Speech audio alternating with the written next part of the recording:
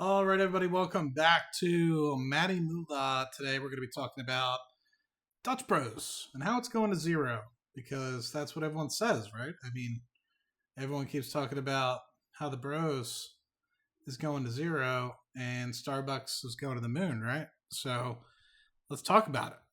So the Bros has been on a kind of a pullback, right? It's still down 8%.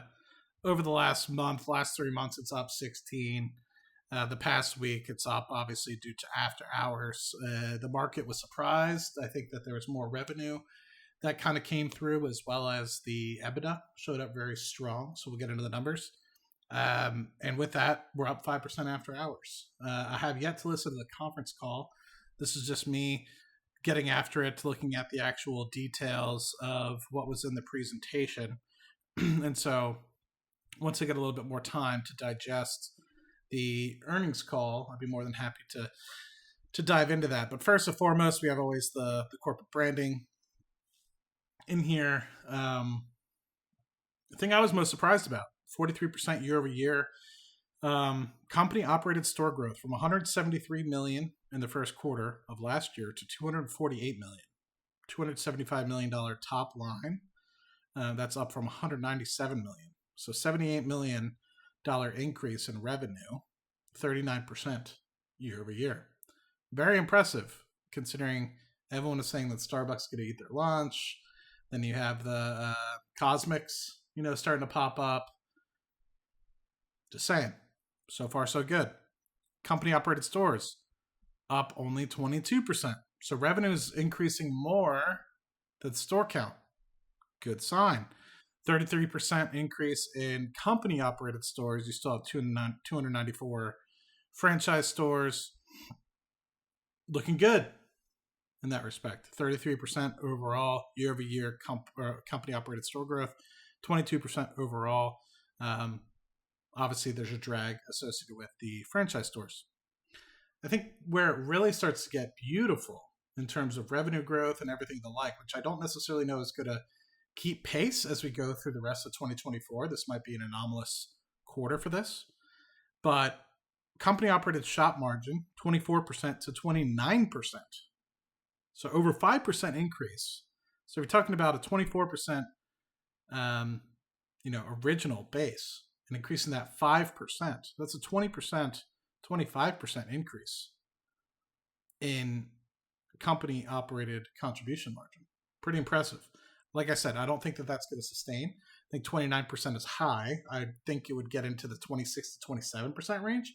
But, as you continue to get this SG&A costs offset by the increased store count, and we'll see, once you get into the actual line item by line item, the actual SG&A costs did not increase substantially. It actually stayed rather flat year over year. So we'll talk about that in just a moment.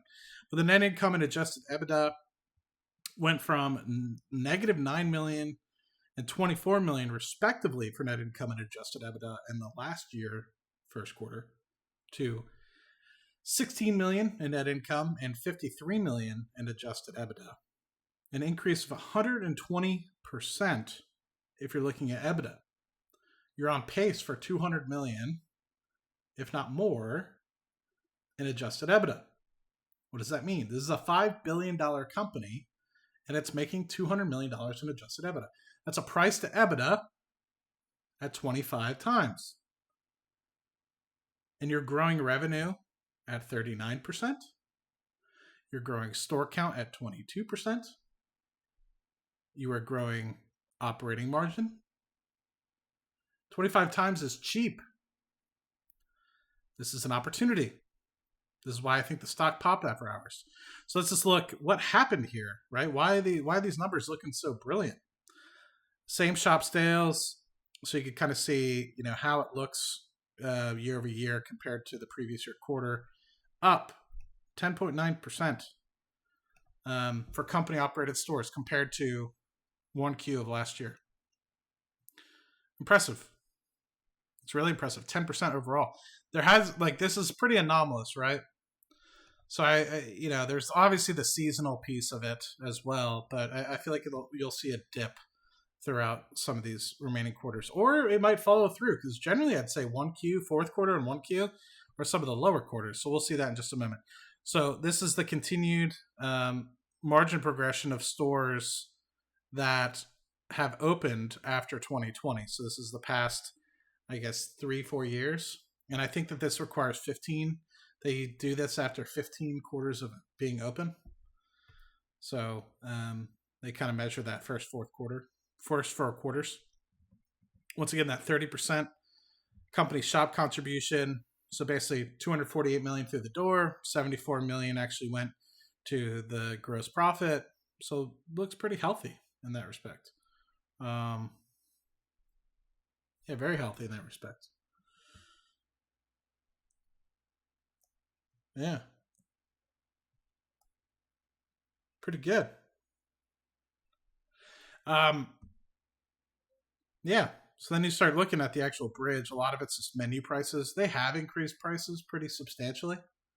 So, I think there is a lot to be said about that. I think that there's some room to grow into that. But like I said, for fiscal year 24 outlook, they've raised the revenue slightly, which I think was part of the bump. So we're still at about 1.2, up from 980 or something last year. So up about 35% is where they're at. Total new stores 150 to 165. How many did they open in the first quarter? Not good with math. You guys know that. That's year over year, so that's tough. I forget what they ended at last year. Was it 850? So we're up like 20 stores already. So revenue, yeah, 1.2 to 1.222 basically. Same store sales growth, continue to grow, low single digits. 200 million in EBITDA adjusted. CapEx 280 to 320. So we're getting closer to break even, right? But this is part of the reason why they did some of the secondary offerings and stuff like that to get that influx. And I think that they're going to stay at this 280 to 320 for the time being. But if you remember, I mean, their EBITDA last year was in the 150 range. So this is a pretty good increase. So let's just run through maybe some of the key numbers here. So let's look at this. Selling and general administrative, 45 million starting in Q1 of 2022. And it's kind of stayed flat. Yes, it'll go up some quarters, down some quarters. But here we are 2 years later, 46 million. And the company, keep in mind, the store growth has been expansive in this amount of time. So the fact that they're keeping SG&A rather flat means they're doing something right, my guys. And pretty impressive, if you ask me.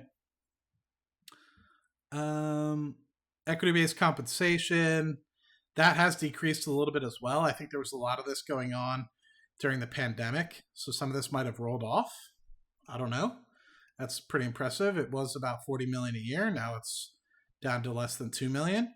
So keep that in mind. But total adjustments, so you're looking at like the total SG&A as a percentage of total revenue is continuing to kind of go down. So as your base continues to increase, your total store count, etc., your SG&A continues to shrink. It's a good thing. Can't complain with that. So just looking at this, 197 in terms of revenue to 275 again. Pretty expansive. Then you look at the total income from ops, was basically flat first quarter last year. Now it's 26 million. So bueno there. And then you start looking at, all the different expenses. But EPS, 8 cents, which I think they were expecting 2 cents. So positives there with respect to that. So looking good on that piece. And then if you start diving down a little bit more into the seasonality, the things that I'm looking for, are we continuing to grow average unit volume, AUV, at 2 million? That beats Starbucks. Granted, Starbucks is a lot more infill, right? So like right now, I think Dutch Bros is going through this expansion phase of gaining new territory. And so with that new territory, I feel like your average unit volume is going to expand. And then once you kind of do some infill, you might see it dip a little bit. But what I want to show you guys is expect Q2 to be pretty big, right? Generally Q2, Q3 are the premier. Q4 and Q1 are generally the lower months. So I'm really curious to see how it shows up.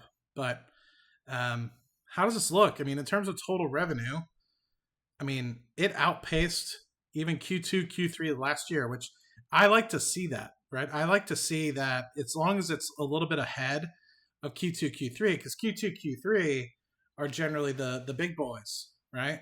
Because summertime, people are out and about. So if you can kind of get and maintain Q1 to be bigger than Q2, Q3, that's what I'm kind of observing, and that's what I kind of like have been focusing on. But trends are going in the right direction, my boys. Adjusted EBITDA is going in the right direction, slow and steady to the right. So yeah, I mean, to me, I'm excited. I continue to think that this is undervalued. The price has stayed rather flat. If we kind of go back to the last 5 years, the price has stayed kind of flat since me and Chris Patel started talking about it in like the mid-summer time frame. And I purchased, I think, in this July, August time frame, and then it dipped down to 23, 24 bucks. I added a little bit more. I mean, this isn't a huge position for me. I mean, it's probably a quarter the size of my Palantir. Maybe a 1%, 2% position in the portfolio, so nothing big, but it's fun. I think this is a really cool one. Granted, anything that's 1 to 2% as an individual stock is pretty big, because most of my equity is in S&P 500. So I think a lot of people think that like majority of my wealth is, but you know, this, I don't know, 500, 600 shares of this. It's not a lot. Like I said, it's like 15 grand. It's not a lot. It's about comparable to like SoFi, like a little 1%er. But I think this one's going to continue to do well. And especially with the backdrop of, say, Starbucks not doing well and some of the other people thinking that the consumer is softening. I'm not seeing it, my boys. I'm not. And so I think this one's good. I'll leave that there. 12 minutes in, just a quick run through the earnings. I'm excited. Continue to be a shareholder. You know, I think this one's got a lot of room to run. I continue to see expand. I'm going to have one opening it up like a couple blocks away, which is nice because I've had to travel outside of the city to go and get some, like 10, 15 minutes, maybe even closer to 20 minutes before the even more closer one opened up. But in like a couple months, shit, it'll be like 4 minutes away. Like just a quick get in the car, drive, which will be really nice on a Friday morning because I work from home on Fridays. So it'd be nice. Or if I have to go run errands, you know, it's right between me and the Home Depot. So I'm still switching out some of these switches in the house to smart switches. So, you know, got to go to the post sometimes. But anyway, I hope this video finds you guys well. Continued to be on board with what's going on at the Bros. Great products. There's been a few where I'm like, but man, their lemonades, they kick it. Energy drinks, they kick it. The Rebel does really well. Their boba tea recently, I like that. So people have only been giving me compliments in terms of, and not maybe not compliments to me, but feedback in terms of, we just had our Dutch Bros open and there's a line out the door.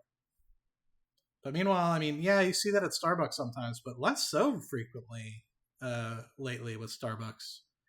I don't know what happened because, I don't know, maybe it's just not as many people going into the office. I don't know. Like, I used to feel like there used to be a huge line at Starbucks. I don't see it as much anymore. Now that I'm thinking about it. But the Bros, always the line of the Bros. Anyway, hope this video finds you guys well. I'll talk to you guys soon. Make a quick Celsius video. Talk to you guys later. Cheers.